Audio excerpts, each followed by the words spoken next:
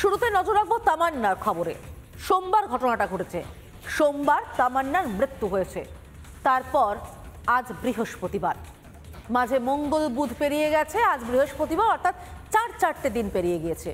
কিন্তু যার নির্বাচনের জয়োল্লাস চলছিল, যেখান থেকে তামান্নার রক্তাক্ত হলো, তামান্নার মৃত্যু হলো, সেই সদ্য নির্বাচিত বিধায়ক আলিফা আহমেদ, তার সময়টুকু হয়নি তামান্নার মায়ের পাশে গিয়ে দাঁড়ায়, তামান্নার মায়ের কাছে গিয়ে অন্তত সমবেদনাটুকু জানায়। এই সময়টুকু আলিফা আহমেদের হয়নি, বরং হুমায়ুন কবির গিয়েছিলেন টাকার খয়রাতে, যা ফিরিয়ে দিয়েছেন তামান্নার মা। তামান্নার মায়ের প্রশ্ন, কোথায় সদ্য নির্বাচিত বিধায়ক? আমরাও খোঁজার চেষ্টা করেছিলাম। যেখানে ঘাঁটি গেড়েছিলেন তিনি কালীগঞ্জে, না, সে আস্তানায় এখন আর নেই, কলকাতা চলে এসেছেন নাকি। আচ্ছা, সদ্য নির্বাচিত বিধায়ক, তিনি কি বিধানসভায় যাওয়ার চেষ্টা করেছেন? সেখানেও আমরা দাঁড়িয়েছিলাম, তার দেখা পাইনি। দেখা পাওয়া তো ছেড়েই দিন, তাকে ফোন করে ফোনে পর্যন্ত পাওয়া যায়নি। ভ্যানিশ হয়ে গেলেন নাকি আলিফা আহমেদ? তার নির্বাচনী এলাকা, তার জেতা এলাকা, সেখানে মায়ের কান্না শুনতে পাচ্ছেন না আলিফা আহমেদ? আমি মাটি দেওয়ার পরে যখন আমি তাদেরকে দেখব, আমার জানে সহ্য হবে না। লেখাপড়া শিখেছিলাম, সেই টাকা পাইনি।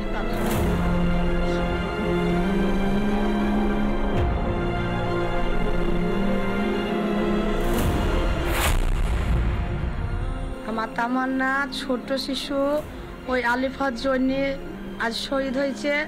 ওই আলিফার জন্যে আরো হাজার হাজার তামান্নার মতো তামান্নার দিদিরা, দাদারা, তামান্না চাচা কাকা শহীদ হবে। কালীগঞ্জ উপনির্বাচনের গণনার দিন তৃণমূলের বিজয়োল্লাস। অভিযোগ, সেই বিজয়োল্লাসের বলি হতে হয়েছে চতুর্থ শ্রেণীর ছাত্রীকে। মায়ের আমার রক্তে ভক্ত হয়ে গিয়েছে। সেদিন ছোট্ট মেয়েটির মৃত্যুর খবরে চারিদিকে শোরগোল পড়ে যায়, অথচ সদ্যজয়ী তৃণমূলের প্রার্থী বলেন তিনি নাকি কিছুই জানতেন না। দেখুন, আমি সকাল থেকে মোবাইল আমার বাইরে ছিল, এইমাত্র নিচে নামলাম, আপনাদের কাছে খবরটা পেলাম।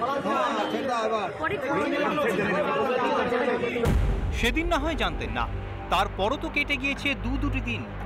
কোথায় কালীগঞ্জের নবনির্বাচিত তৃণমূল প্রার্থী?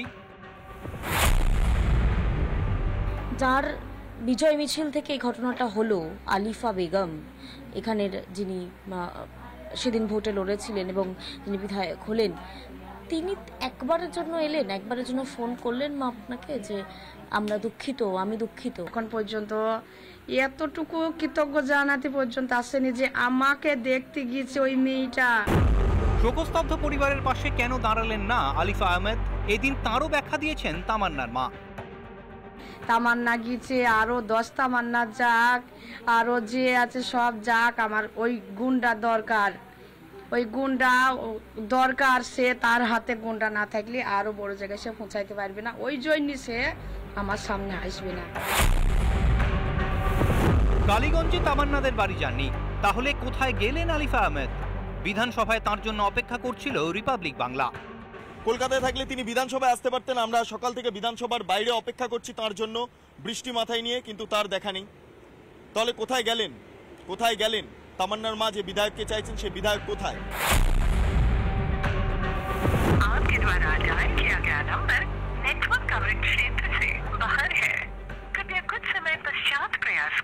নেটওয়ার্কের বাইরে রয়েছে, ফলে বোঝাই যাচ্ছে যে সংশ্লিষ্ট জনপ্রতিনিধিকে ফোন করে পাওয়া গেল না।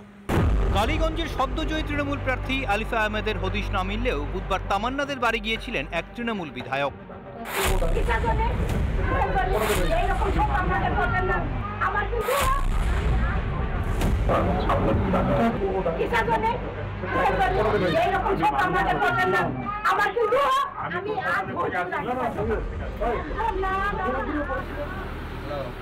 আমার সেই দেহটা ফিরিয়ে দেয়, পারবে দেহ ফিরিয়ে দিতে, আমার সেই নাম্বার লেখাটা ফিরিয়ে দিতে পারবে?